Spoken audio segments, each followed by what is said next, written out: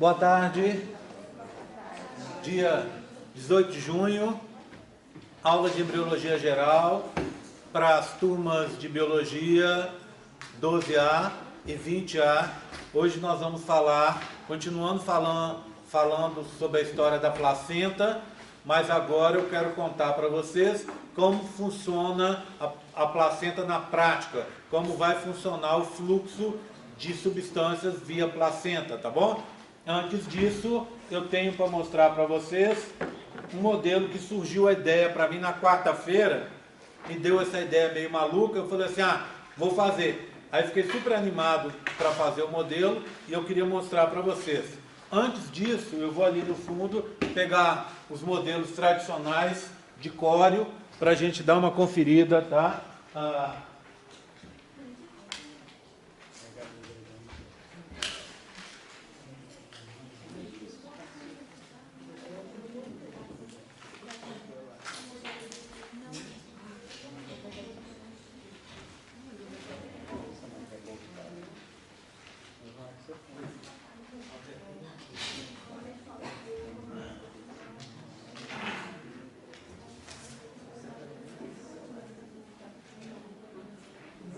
Bem, pessoal, esses, na verdade, eu estou chamando de tradicionais, não tem nada de tradicionais, porque são todos modelos novos, né? Estão fazendo sua estreia esse período. Mas esses aqui, eu já tive a oportunidade de mostrar para vocês. Então, lembra? Velocidade coriônica primária e secundária. A primária tem dois componentes, né? Córeo, a parte de fora, é o anexo mais externo. Então essa tem dois componentes: sincício, trofoblasto e citotrofoblasto. Agora imagina você fazer um corte nela aqui, ó, tá? O que você veria? Você veria uma estrutura assim, não é? Olha aqui, ó. Sincício, trofoblasto e citotrofoblasto. As expansõezinhas do sincício estão aqui, né? E eu coloquei alguns núcleos aqui de amarelinho para lembrar para a gente que esse sincício trofoblasto é formado pela união de células individuais, né? Então ele é multinucleado, ok? Então essa é uma velocidade coriônica primária com dois componentes. Logo a seguir, essa velocidade coriônica se torna secundária ao ser invadida pelo mesoderma extraembrionário. Então, velocidade coriônica secundária com três componentes, se juntando àqueles dois anteriores, o mesoderma extraembrionário. Então é o que a gente vê aqui agora, ó. Então você tem sincício, num corte, de novo, sincício, cito e mesoderma extraembrionário. Três componentes, mais externo, mediano e mais interno, ok? Bem, passamos então e vamos olhar a velocidade coriônica terciária. Nessa velocidade coriônica terciária ocorre a invasão de vasos sanguíneos. Então, se a gente olhar, nós vamos ter essa estrutura aqui, ó. Então, você tem sincício, laranja, citotrofoblasto, o roxo, mesoderma extraembrionário, o vermelho, aqui a gente pôs o vermelho mais clarinho para conseguir enfatizar melhor os vasos, né? E aqui já a existência de vasos internos, o sistema circulatório já começa a se formar na terceira semana, então esses vasos vão facilitar o processo de transferência de substâncias do meio externo para o meio interno e do meio interno para o meio externo também. Então vai transportar glicose, aminoácidos, hormônios, carboidratos, lipídios, oxigênio, CO2, etc. Tudo vai ser transportado aí. Essa velocidade coriônica terciária, ela está representada aqui, ó. Então o que você tem? Sincício, citotrofoblasto, mesoderma e a presença de vasos sanguíneos. Ok? Está aqui, mais internamente. Por último, a gente conversou da tal da velocidade coriônica a termo, que é aquela, a termo quer dizer, próxima ao parto, né? Mas no final do desenvolvimento do período fetal. Então o que você vai ter aqui, ó? Sincício, citotrofoblasto está ausente porque ele virou o manto citotrofoblástico, aqui indicado em verde, mesoderma extraembrionário e os vasos sanguíneos. O que é que você tem de diferente dessa para a terciária? Qual que é a diferença dessas duas aqui, ó?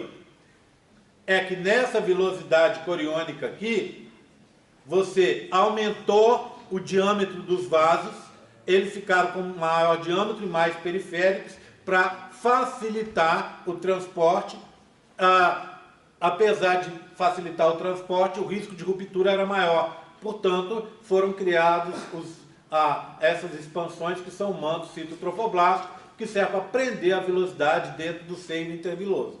Concorda comigo? Tá? Bem, eu consigo ver isso bem agora nesse modelinho que eu fiz no final de semana para vocês. Olha aqui, que eu fiz, aliás, do meio final de semana.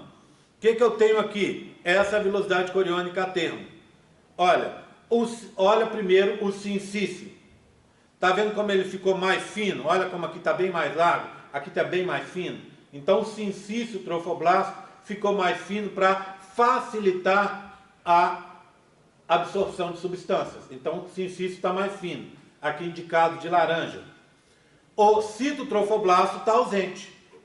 No lugar dele, eu tive uma expansão de mesoderma extraembrionário, tá vendo?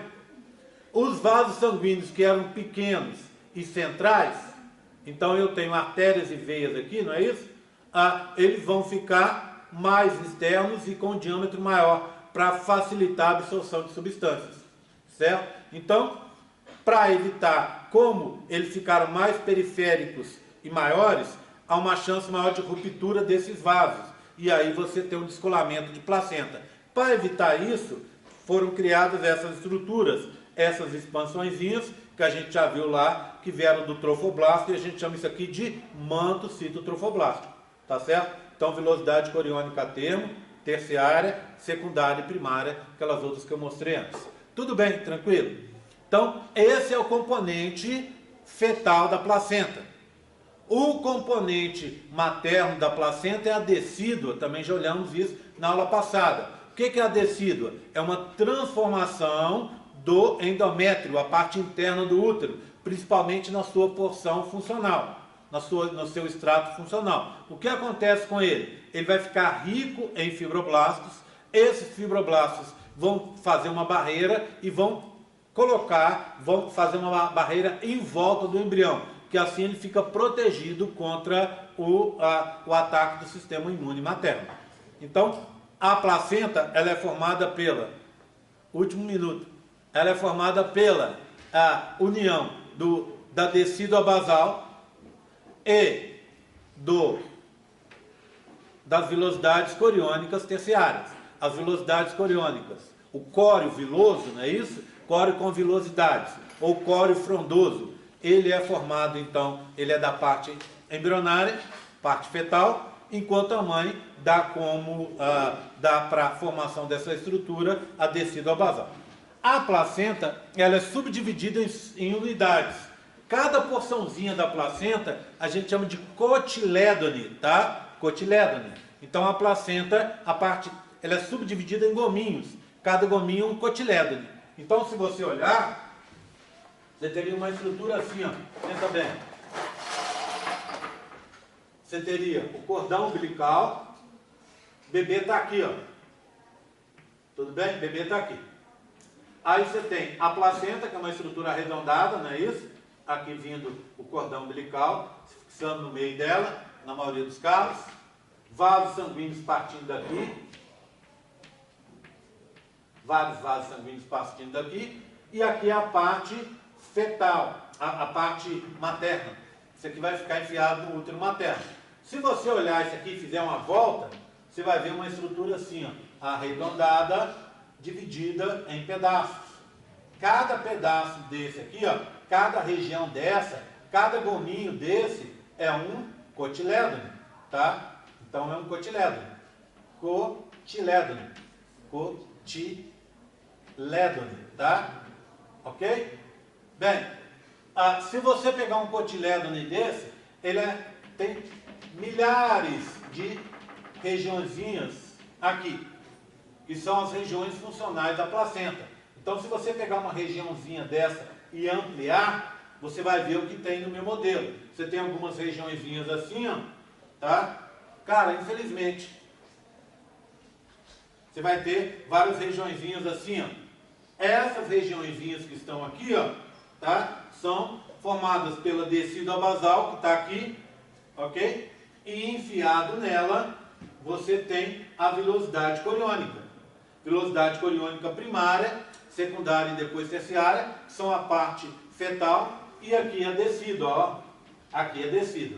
Cada regiãozinha dessa é separada por uma parede.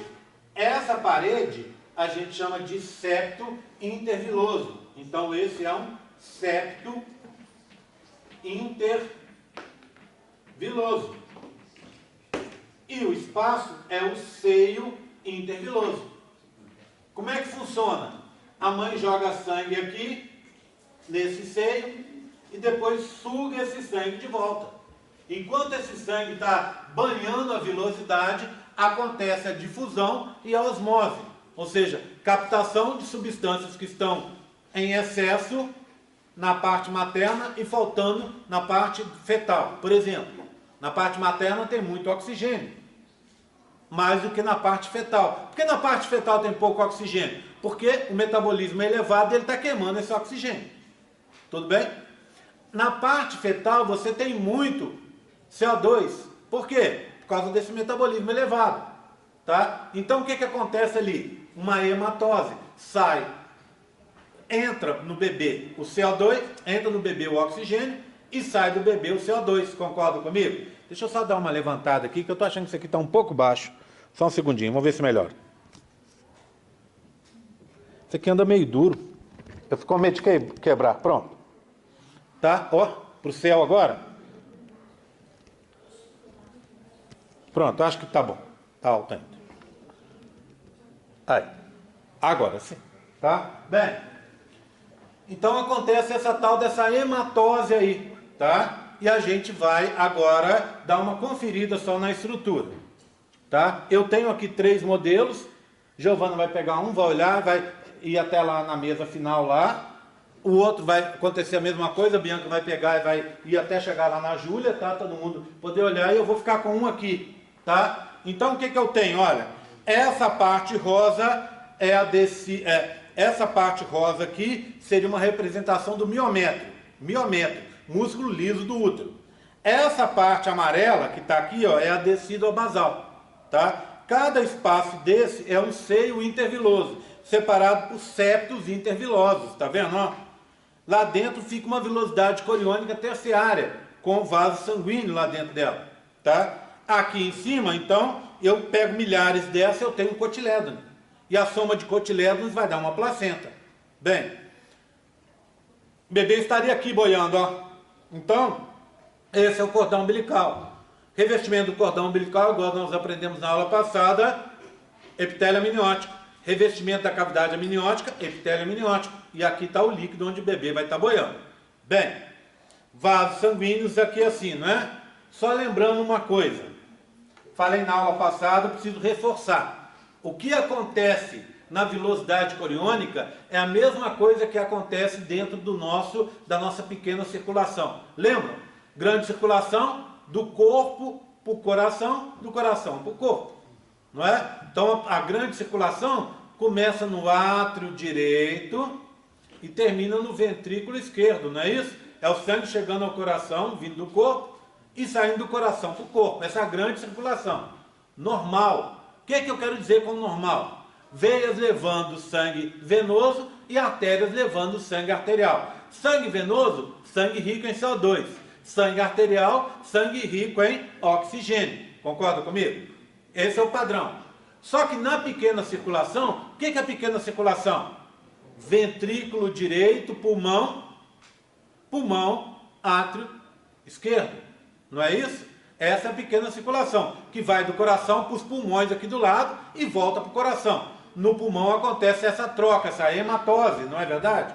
Tá? Bem, a pequena circulação é invertida. Por quê? Porque os vasos que vão levar o sangue para o pulmão tem que controlar o fluxo, porque senão o sangue ia chegar com muita força no pulmão e ia estourar os alvéolos pulmonares. Para isso, para a gente controlar o fluxo, ao invés da gente levar esse sangue que é venoso, não é isso, gente? a gente levar esse sangue venoso para o pulmão, por veias, como seria esperado, a gente leva por artéria. Tá? Então a artéria faz o quê? Lembra da história da sístole e diástole? Ela vai se expandir, diminui o fluxo, porque ela aumentou o volume, né? E ao se contrair, ela põe o volume, a velocidade do fluxo na velocidade que ela precisa. Então ela faz essa contração. Por quê? Essa expansão e essa contração. Por que ela consegue fazer isso? Porque as artérias têm músculo liso e tem também, dentro da sua parede, aquelas fibras elásticas, lembram disso? Tá? Bem, então o sangue saiu do lado, não é isso? Eu tenho um coração aqui para mostrar para vocês, ó, aqui. O sangue vai sair. Então, ó, olha aqui. Átrio direito, ventrículo direito, átrio esquerdo, ventrículo esquerdo. Então, átrio direito, átrio esquerdo, ventrículo direito. Né? Então, o que acontece? O sangue chegou aqui. Aí ele vem para cá e vai fazer o quê? Vai subir, vai para os pulmões. Tá? Vai seguir esse caminho aqui, ó. Olha ele aqui, ó. Vem daqui para cá. Tá? O que é isso aqui, ó? Isso aqui, se é sangue venoso, eu esperaria que fosse veia. Mas é uma artéria. Por quê? É uma artéria pulmonar. Ela controla a velocidade do fluxo. E chegou lá no alvéolo pulmonar, esse sangue vai passar pela parede. Aí, da parede do alvéolo, que é muito fininha. O que acontece nessa parede? Hematose. Entra o oxigênio no sangue e sai o CO2. O CO2 vai para o alvéolo e você, ao expirar, joga esse CO2 fora. Aí o que acontece? Esse sangue está na parede do alvéolo. Ele vai ser empurrado pelo sangue que está chegando ali. E aí vai voltar para o coração sem gastar energia. Só sendo empurrado, por inércia. Resultado, você vai poder agora finalmente compensar. Se aqui você fez artéria, que é muito mais, entre aspas, cara de fazer, porque ela é mais complexa do que uma veia, quando voltar pelo coração, e aí é um sangue arterial, você não precisaria agora gastar artéria. Vamos fazer uma coisa mais barata, que é veia. Resultado, o sangue sai do coração e vai para o pulmão por artéria, é um sangue venoso. E volta do pulmão para o coração, por inércia, por veia. Tá vendo? É um sangue arterial sendo transportado por veia e um sangue venoso sendo transportado por artéria. Por isso, isso é uma circulação invertida. É a mesma circulação invertida que acontece lá dentro na maior parte do bebê e dentro da velocidade coriônica. Por quê? Por que você teria na velocidade coriônica artéria levando sangue venoso? Ou seja, do bebê para a placenta, artéria. Por quê? Porque a velocidade é muito delicada.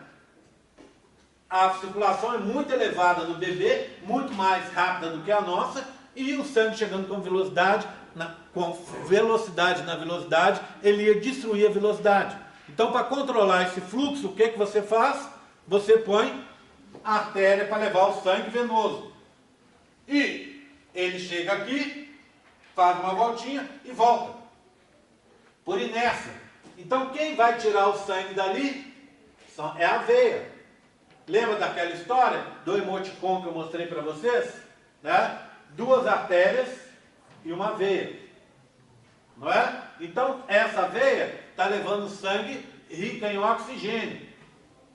E essas artérias estão levando sangue rico em CO2. Ou seja, CO2 dá do bebê para a mãe. E oxigênio contrário, da mãe para o bebê. Concorda comigo? Então, essa é uma circulação invertida, tá? Tudo bem? Já falamos sobre isso na aula passada, pelo que eu me lembro, mas eu estou enfatizando isso aqui, porque agora, o que eu preciso ver com vocês é a gente brincar de um fluxo. Eu preciso de que a gente brinque de 2 fluxos aqui. O fluxo do oxigênio e o fluxo do CO2. Vocês têm preferência por onde começar? CO2 ou oxigênio? O que vocês querem? Oxigênio? Beleza. Então vamos de oxigênio. Tá? Então aqui, ó, eu vou dividir o quadro ao meio. Aqui é oxigênio, lado de cá. E do outro lado CO2. Tá? Vamos lá. O oxigênio vem da onde para onde? O oxigênio vem da mãe para o bebê. Para o feto. Ok? Esse é o caminho dele. Antes de seguir, a gente precisa de uma informação. Aonde fica esse oxigênio? Dentro da hemácia, dentro do glóbulo vermelho, complexado com hemoglobina, não é? Associado com hemoglobina. Então ele fica na hemácia, associado à hemoglobina. HG, tudo bem? Hemoglobina. Certo? É assim que o oxigênio é transportado. Tá? Então ele está vindo pelo sangue do bebê. Ele está vindo pelo sangue da mãe, desculpa. E vai alcançar o sangue do bebê. Não é verdade? Então como é que acontece? Ali, a transferência, o sangue circulando na mãe, é normal. Não é invertido. Quem é invertido é o bebê, que tem velocidade coriônica, não é a mãe, a velocidade não é dela. Então pensa bem, o sangue vem por artéria da mãe. É um sangue com oxigênio, concorda? Artérias da mãe. Esse sangue vai cair aonde? Ele vai cair na vilosidade coriônica. Opa! Ele vai cair no seio interviloso. Interviloso, concorda comigo? Ele vai encher o seio interviloso. Tá? Quando ele chega no seio, vai acontecer aquela história. Ele vai se dissociar da hemoglobina. Senão ele não vai conseguir sair, concorda comigo? Dissocia-se da hemoglobina, sai da hemácia. Concorda comigo? Está acompanhando? Vão me acompanhando aí, hein? Mais importante é entender. Conforme eu disse a vocês, 100% de certeza que essa questão, oxigênio ou lado de cá CO2, vai cair na sua prova. Então, tem que saber essas duas. Para saber, presta atenção. Nota depois, bate uma foto do quadro, vê o vídeo depois, tá? Tranquilo. Mas presta atenção para você não ficar preocupado em anotar e não entender o que está acontecendo. Então, ó, chegou por uma artéria da mãe, caiu no seio interviloso, dissociou-se da hemoglobina e aí saiu da hemácia. Concorda comigo? Ele vai cair na parte líquida do sangue. Como é que chama? Plasma. O plasma de quem? Da mãe. Não é verdade? Da mãe. Ok? Dali o que ele tem que fazer? Ele vai atravessar uma região que eu já vou adiantar aqui para vocês, que a gente chama barreira hematoplacentária. Eu vou escrever barreira hematoplacentária e entre parênteses eu vou dizer o que é a barreira, tá bom? Tá? Aí a gente já está juntando duas coisas. Quando eu estou meio acelerado, que nem eu estou agora, né? Eu fico com medo de esquecer as coisas, por isso eu já vou juntar tudo agora, tá? Então vamos lá. Barreira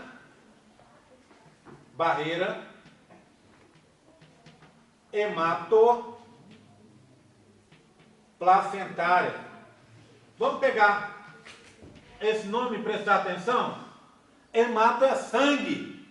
Barreira que vai separar os sangues materno e do bebê dentro da placenta. É isso que essa barreira faz. Quais são os componentes dela? Vamos lá? Sincício,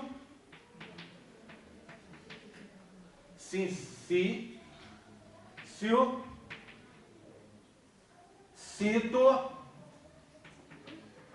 trofoblasto, mesoderma, extraembrionário e mais a parede do vaso. Como é que chama a parede? Endotélio. Endotélio. Qual que é o caminho? Aonde está esse oxigênio? Está naquele pote, naquela naquela caixa d'água, não é? Que eu chamo de seio interviloso.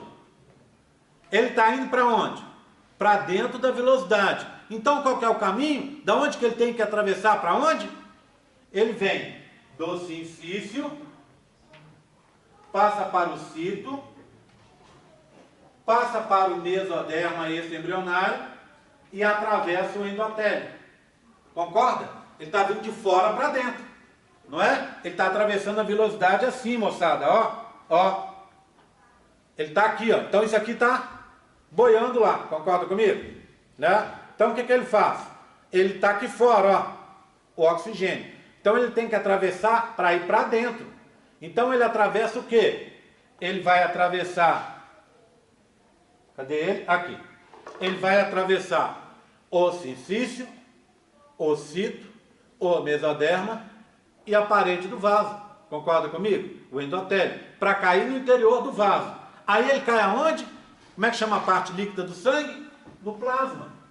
Esse plasma aqui é de quem? Do bebê. Do feto. E aí ele repete. Qual que é o caminho? Entra na hemácia.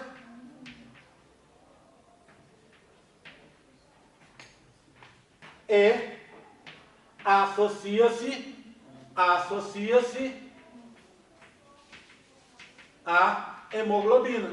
Concorda comigo? Tá? Associa-se à hemoglobina. E ele vai para onde? Para onde? Que vaso que ele entrou? Para onde ele é transportado? Que tipo de vaso? É uma veia, não é? Então ele vai para uma veia umbilical. Se eu coloco umbilical, automaticamente a gente sabe que é do feto, tá? Mas vamos colocar uma cola aqui, ó, feto. Ou seja, começamos numa artéria, vamos terminar numa veia. Não é verdade? Tudo bem? Não é assim? Entenderam o caminho? Por que que é importante você entender esse caminho? Por que que eu fico insistindo nisso? Por que que eu estou falando que vai cair na prova? Porque você entendendo essa estrutura, você entende várias coisas. Quando você responder certo lá na prova, você vai estar me dizendo o seguinte, para mim, a pessoa que acertar, esse cara entendeu a estrutura da vilosidade.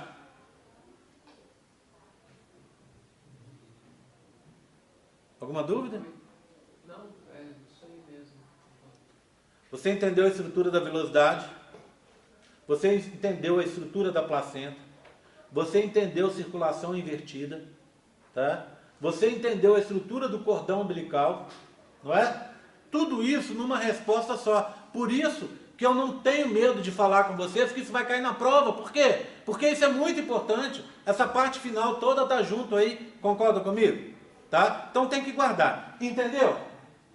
Posso falar do CO2? Que está tranquilo, né? Vamos falar do CO2? Só que antes de falar do CO2, como eu ainda tenho tempo, deixa eu falar dessa barreira hematoplacentária. Nessa barreira, a gente tem um mecanismo de defesa. Pensa bem, o sangue da mãe não pode se misturar com o sangue do bebê, isso aqui está claro, não é? Tem que estar separado, sempre. Por quê? Lembra daquela história da eritroblastose fetal ou doença hemolítica do recém-nascido? Se a mãe é RH negativo e o bebê é positivo, o sangue significa que a mãe não tem o fator RH, mas ela tem anticorpos contra o fator RH. Ela pode atacar o bebê, o sangue do bebê, e aí causar um abortamento, tá? Causar uma anemia no bebê que pode levá-lo até a morte, tá? Como é que você evita esse tipo de coisa? Dando uma vacina na mãe, que é um anti-anticorpo. Ou seja, ele vai bloquear os anticorpos da mãe contra o sangue do bebê. Entendeu? Então a mãe não vai atacar o bebê. Como é que funciona? Na prática, você, menina, que é RH negativa, alguém aí é RH negativo entre vocês, meninas? Pronto, vocês duas aí que levantaram a mão. O que acontece? Quando vocês estiverem grávidas, vocês têm que fazer no pré-natal, a primeira coisa que vai ser perguntado para vocês é o tipo de sangue do companheiro de vocês, que engravidou vocês. Tá? O que acontece? Se ele for positivo, AB positivo, A positivo, B positivo, O positivo, independe do tipo sanguíneo. Se ele for positivo, você tem uma chance enorme de ter um bebê RH positivo. Concorda comigo? Se ele for Mendel clássico, se ele for errão, todos os seus bebês vão ser positivos. Se ele for errinho, parte positivo e parte negativo. Concorda comigo? Tá? Então o que acontece? A chance de ter um bebê RH positivo é enorme. Aí no pré-natal, o médico ou a médica vai te perguntar. E aí, dependendo da situação, você vai ter que ser mais bem acompanhada. Por que eu estou falando isso? Normalmente o que a gente aprende sobre RH é isso aqui. Eritroblastose fetal é isso aqui. Que você tem o primeiro parto e fica imunizada contra o segundo parto. Não é verdade? Não é assim que a gente aprende? Mas nem sempre é assim. Tem meninas que são muito sensíveis. Imagina, lá no 5º mês você teve um descolamento, um pequeno descolamento de placenta. O que aconteceu? O seu sangue misturou com o sangue do bebê. Aí você criou os anticorpos. Se você é muito sensível, no parto normalmente tem uma mistura de sangue, não tem jeito. Na hora que você corta ali, tem uma mistura de sangue.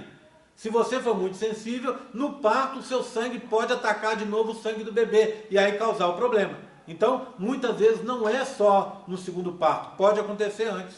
Tá? Então você tem que ter um acompanhamento. Tá? Melhor que vocês, ao arrumar namorados por aí, vocês perguntem o tipo sanguíneo dele e só namorem com garotos que sejam RH negativo. Ou tem um filho só com garotos RH negativo. Pode namorar com qualquer RH. Mas na hora de casar, para ter filho, constituir uma família, procurem os RH negativos, tudo bem? Tá combinado, meninos? Tá? Aí, tá vendo? Tem que saber, né? Tem que saber, porque evita o problema. Claro, gente, isso é uma brincadeira, é só acompanhar, tá? Hoje em dia, ninguém só morre de eritroblastose fetal, a mãe só perde o bebê por eritroblastose fetal, aquela mãe que não está acompanhando a história, que não faz o pré-natal e tal. A gente não fazer pré-natal, para vocês é mais ou menos, né? Às vezes eu falo esse tipo de coisa para os meus alunos, é a mesma coisa que você vir para a aula pelado, não é? Coisa sem cabimento. O que acontece? A gente, quando está falando isso, a gente está colocando uma coisa que é o que acontece com a gente. Nós somos pessoas instruídas, etc, né? Nós conhecemos as coisas e tal, então a gente se cuida, tá? A gente se cuida mais, lê, aprende, tem interesse, etc, né? Mas, quando a gente vai olhar para a maioria das pessoas, elas nem sabem o que é isso. Elas nem sabem da necessidade de fazer um pré-natal, tá? Então, assim, aí corre o risco de ter um problema mesmo, né? De você ter um problema sério e até ter um abortamento por causa disso, tá? Tudo bem? Combinado? Posso seguir então? Agora eu vou ocupar o lado de cá, tá? Quem entendeu isso aqui, o próximo é ó, tranquilinho, querem ver? Só tem um detalhe com o CO2, ó. Vamos começar o CO2? E eu vou explicar o detalhe. Aqui, ó. Todo mundo prestando atenção em mim, hein? Vai chegar lá na prova, apesar de eu ter dito 500 vezes, vão me dar os pontos de graça. Não é verdade? Você vai querer me dar esse ponto, Ana? Claro. Claro que sim? Não, claro. Obrigado, eu fico muito feliz com isso. Ó, estou passando aqui atrás que eu vou apertar a mão da aluna. Claro que eu vou ficar com Obrigado, querida. Né? Bem, o que acontece? Todo mundo, ninguém vai perder esse ponto. Vai me dar esse ponto de graça? Né? Já estou contando o que eu vou fazer. Concorda comigo? Né? Tá, a mesma coisa que eu virar e falar assim, ó, vou cuspir no seu pé. O que você vai fazer? Afasta, né? Não vai cuspir em mim, não. Ou me dá um tapa na orelha. Na mesma coisa aqui, eu estou falando, vou dar o ponto para você. Você não quer prestar atenção? Vai me dar o ponto de volta? Ah, não quero esse aí. Então, por favor, presta atenção. Tá? Para não errar. Olha aqui, ó. CO2. CO2. Ele vem da onde? O inverso. Ele vem do feto para a mãe. Ô, gente, comecei a falar do negócio, me empolguei com a eritroblastose fetal e não fechei, né, a história. Você tem uma barreira, hematoplacentária. O que acontece com ela? É uma barreira que impede a mistura do sangue e protege o sangue do bebê. Nessa barreira você tem um monte de células de defesa, principalmente neutrófilos, tá? E tem também um monte de fibroblastos. Esses fibroblastos que estão aí, macrófagos que estão aí, esses macrófagos a gente chama de células, anota aí, ó, células são macrófagos, células de Wolff-Bauer. São macrófagos que estão nessa região e servem para defesa do nosso organismo contra substâncias, micro-organismos, qualquer coisa que tente atravessar essa barreira para chegar lá no bebê. Tá? Só que tem uma coisa que se descobriu que é interessante e tem a ver com essa célula de Wolff-Bauer. Ao estudar a história do vírus da Zika, eles descobriram, cientistas brasileiros participaram dessa descoberta, isso é muito bacana, eles descobriram o mecanismo como o vírus da Zika engana o organismo. Lembra, o vírus da Zika causa malformações, inclusive anencefalia, não é isso? Tá? Então, e o pior, agora, pelo menos em animais de laboratório, eles saem uma pesquisa essa semana, que em alguns casos bem mais raros, o vírus da Zika pode causar problemas no cérebro, no encéfalo de adultos. Olha que absurdo, que assustador, né? Bem, então, voltando para o vírus da Zika e o bebê. Esse vírus atravessa a barreira hematoplacentária, ou seja, o sincício, o cito, o mesoderma e o endotélio, e ataca o bebê. Aí foram pesquisar e descobriram um mecanismo que ele faz isso. Sabe como é que ele faz? Ele se esconde dentro desses macrófagos, dessas células de Wolff-Bauer, que ficam ali para proteger essa barreira hematoplacentária. Eles entram dentro, lembra da história do vírus do ciclo lítico e lisogênico? Eles entram no ciclo lisogênico, ficam escondidinhos lá dentro durante um tempo e depois, quando tem uma janela, uma oportunidade, eles vão para o sítio lítico, matam aquela célula de Wolff-Bauer e invadem o sangue, atacando o bebê, que está numa região, já falei isso uma vez, mas deixa eu repetir de novo, aquela cavidade, aquele líquido amniótico, aquele âmilo, ele é o quê? Desprotegido, porque, em teoria, ele é protegido pela barreira hematoplacentária e assim ele deveria estar totalmente livre de micro-organismos. Então um vírus, que nesse vírus da Zika, ao conseguir penetrar lá dentro, ele vai atacar um ser, células que estão praticamente desprotegidas. E aí ele faz o estrago que ele faz. Tudo bem? Agora finalmente CO2. CO2 do feto para a mãe. Tá? Aonde fica o CO2? O CO2 fica no plasma e não na hemácia. Ele fica complexado, unido, complexado com a água, formando uma coisa chamada ácido carbônico. Ácido carbônico. Esse ácido carbônico, então, deixa eu ver se eu não erro aqui, H2O mais CO2, H2CO3? Acho que é isso, não é? H2CO3, acho que é isso, tá? Então esse é o ácido carbônico, resultado da união do H2O mais do CO2, tá? Então ele fica dessa forma. E esse processo é assim, ó. Ele se reverte com muita facilidade, tá? Então, às vezes é CO2, às vezes é H2, às vezes é ácido carbônico, e assim ele vai ficando o tempo inteiro. Então vamos pegar a história. Ele está chegando aonde? Para alcançar a velocidade coriônica. Ele vem pelas artérias, não é isso? Artéria umbilical. Concorda comigo? Por quê? Porque aqui, ó, vamos fazer uma colinha aqui, ó. Cadê? Aqui é invertido, não é isso? Aqui, ó, invertido. E aqui também é invertido. Invertido, fluxo invertido. Concorda comigo? Tá? Aí o que acontece? O CO2, ao chegar na velocidade coriônica, o que acontece com ele? Ele vai se dissociar dissocia-se da água, né? Voltando a ser CO2 livre. Esse CO2 livre, ele está onde? No plasma do bebê, né? No plasma. Vou colocar plasma aqui, mas aqui ele já estava no plasma. Concorda comigo? E aqui também estava no plasma. Só para a gente não se esquecer, tá bom? O que acontece? Esse CO2, agora livre, ele vai passar, vai atravessar a barreira hematoplacentária. Como? De dentro para fora, saúde. Não de fora para dentro, é o contrário. Concorda? Ele não está no sangue do bebê?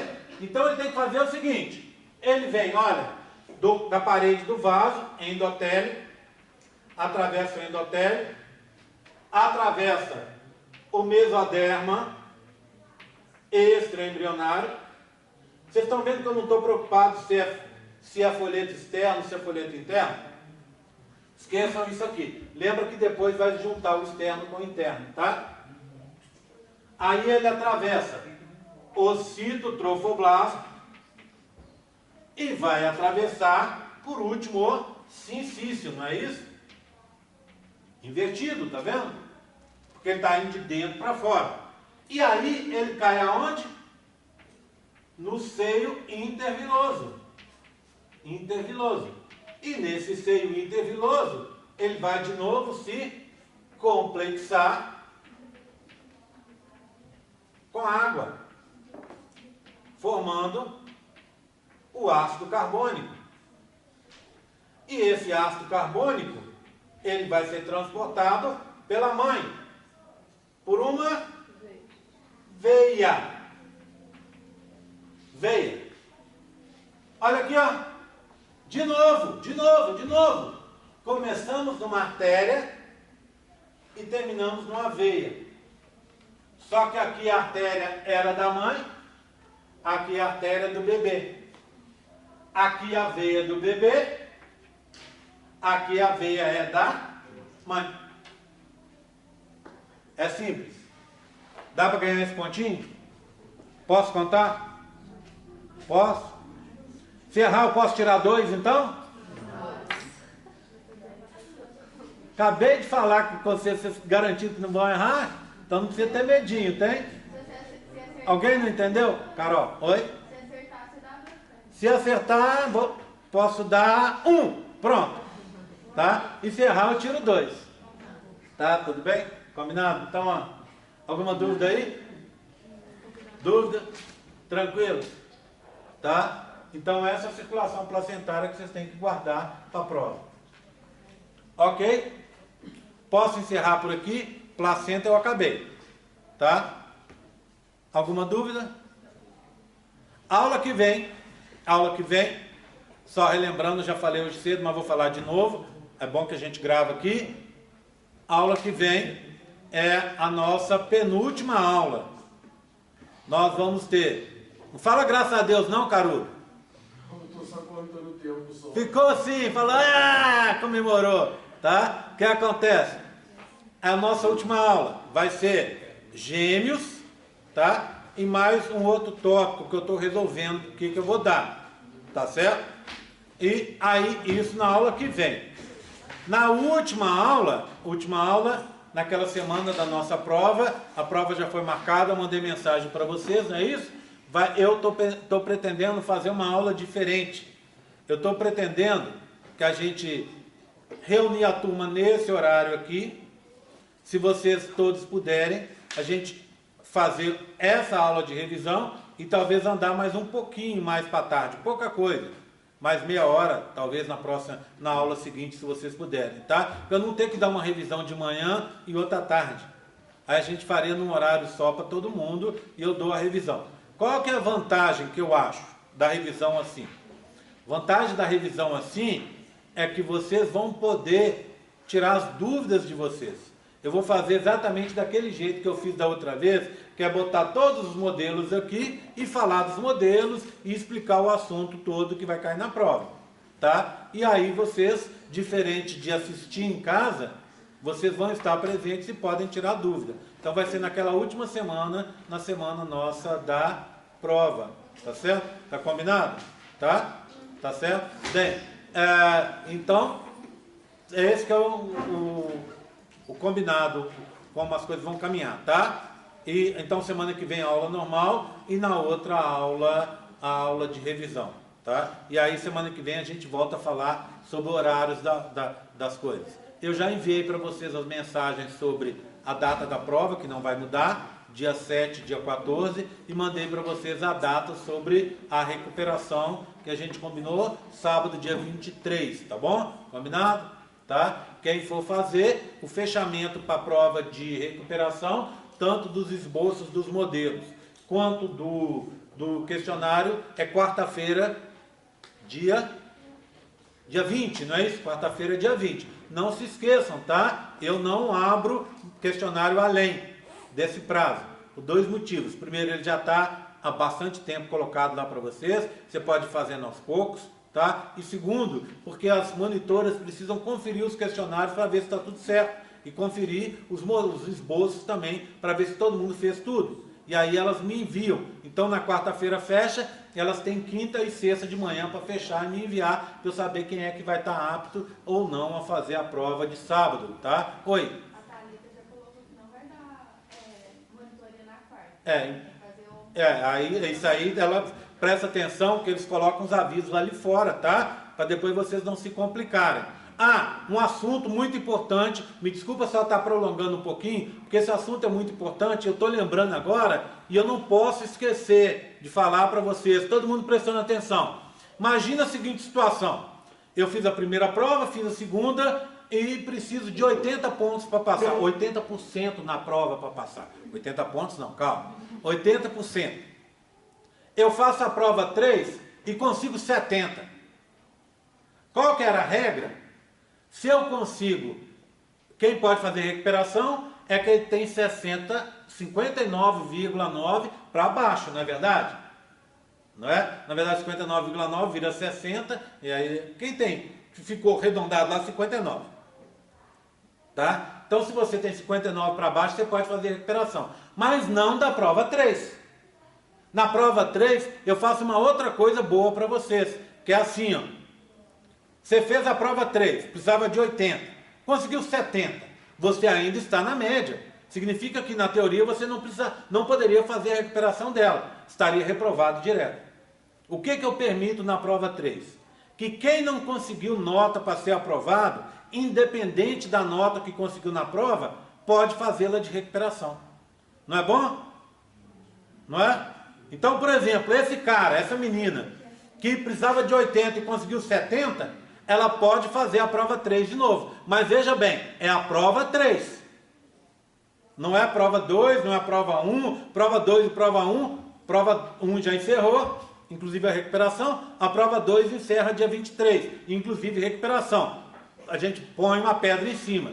Aí vem a prova 3. Na prova 3, você vai somar os pontos que você precisa para ser aprovado. Se você não conseguir, você pode repetir mais só a prova 3. Concorda comigo? Então o meu conselho aqui é, consiga os pontos, o máximo de pontos que você conseguir nessa recuperação da 2. Tá? Consiga uma pontuação legal para você ficar tranquilo na prova 3. Tá? Mas, se não der, aí você vai ter duas chances. A prova 3, na data do dia 7, para tirar o máximo de pontos possível nela, e depois a prova de recuperação da 3 no dia 14. Tem muita gente que não sei por que motivo, vai se preocupar só com a prova do dia 14. Aí o cara vira para mim e fala, aí agora, eu só tenho essa chance, eu preciso de 90 pontos. Eu falo, pô, não consigo, 90% na prova. Você vai falar, pô, meu, fica difícil, né? Compreensivelmente difícil. Então se garanta agora para você se ver livre de mim. Tá? Então consiga, para quem não tem a pontuação ainda, consiga uma boa pontuação na prova de recuperação 2, para já ficar com folga, e aí para fazer uma prova 3 mais tranquilo. Se acontecer o pior, vamos para a recuperação no dia 14. Tá combinado? Tá? Chamada.